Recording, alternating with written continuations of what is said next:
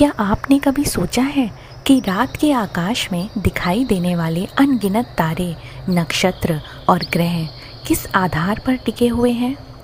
क्या ये यूं ही घूमते रहते हैं या इनकी कोई दिव्य व्यवस्था भी है? और क्या आप जानते हैं कि इन सब का संबंध भगवान विष्णु के अद्भुत स्वरूप से है? आज हम श्रीमद् भागवत महापुराण स्कंद 5 की कथा सुनेंगे, जहां शिशुमार चक्र का दिव्य रहस्य बताया गया है।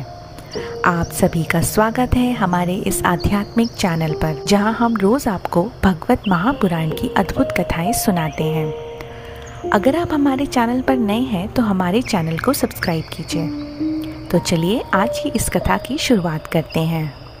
ओम नमो भगवते वासुदेवाय।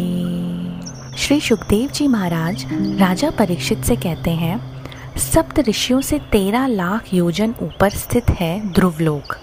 यही स्थान भगवान विष्णु का परम पद माना जाता है।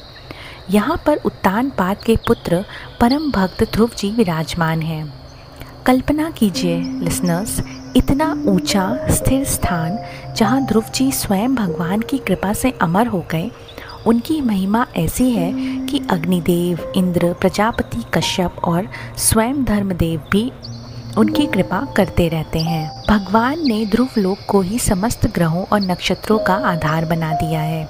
जिस प्रकार कोई पशु खूंटे से बंधकर रस्सी के घेरे में घूमता है, उसी प्रकार सारे ग्रह और नक्षत्र भी ध्रुवलोक के चारों ओर घूमते रहते हैं। ये सब काल चक्र और वायु की प्रेरणा से होता है। ऋषि मुनि इस ज्योतिर्मय चक्र को शिशुमार चक्र के नाम से वर्णित करते हैं। ये स्वरूप कुंडली मारे हुए शिशुमार सूस का है। इसका मुख नीचे की ओर है और इसकी पूंछ के सिरे पर ध्रुव जी स्थित है। डियर लिसनर्स, सोचिए जरा कितना दिव्य दृश्य होगा। पूंछ के मध्य में प्रजापति, अग्नि, इंद्र और धर्म विराजमान है।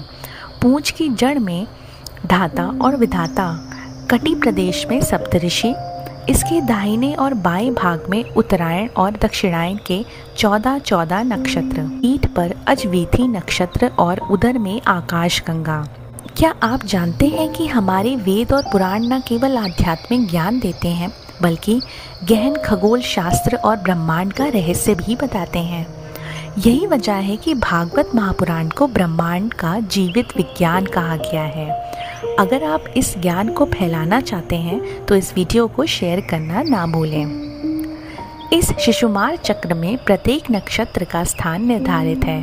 पुनर्वसु और पुष्य नक्षत्र कटी पर, आद्रा और अश्लेषा पीछे के चरणों में, अभिजीत और उत्तरा नथुनों में, श्रवण और पूर्वा नेत्रों में, घनिष्ठा और मूल नक्षत्र कानों में। ये व्यवस्था इतनी संतुलित है कि नक्षत्र संख्या भी बराबर रहती है।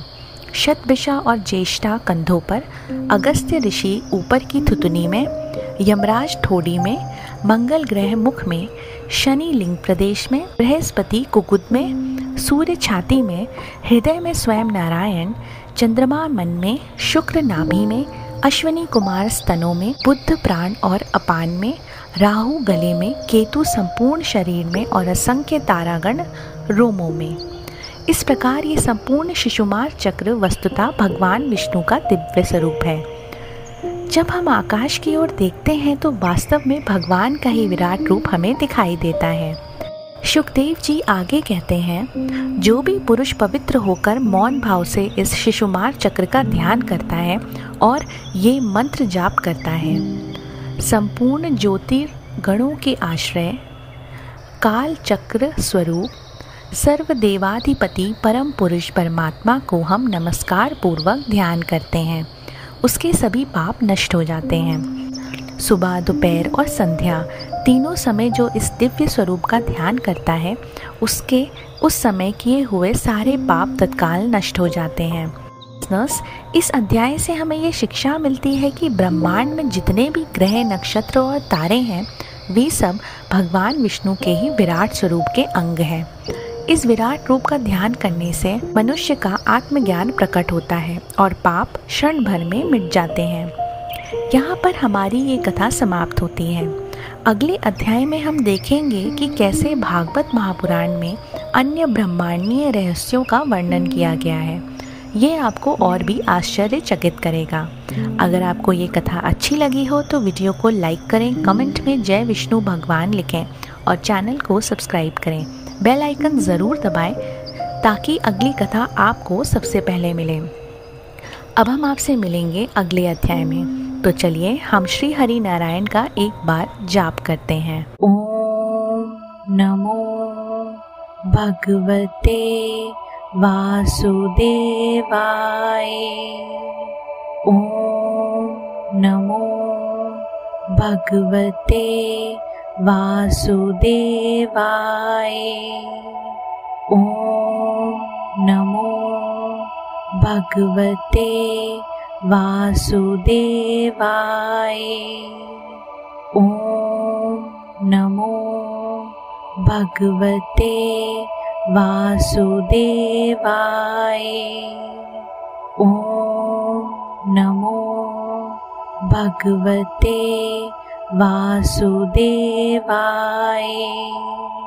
ओम नमो भगवते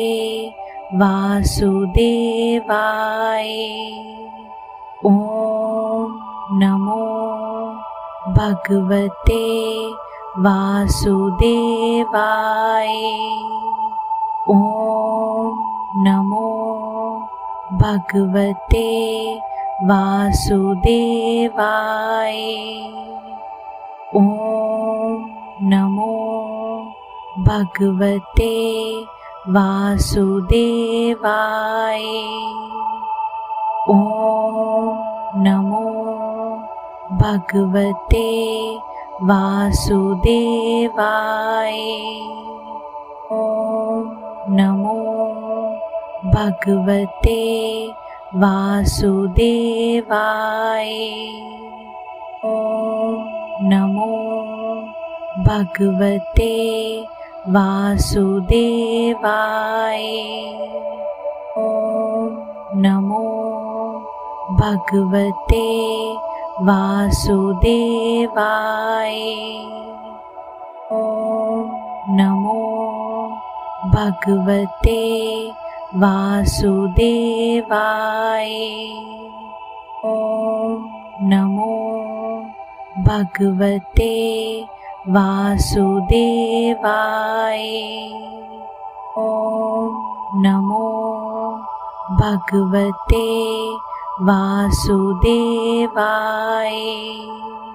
ओम नमो भगवते वासुदेवाय।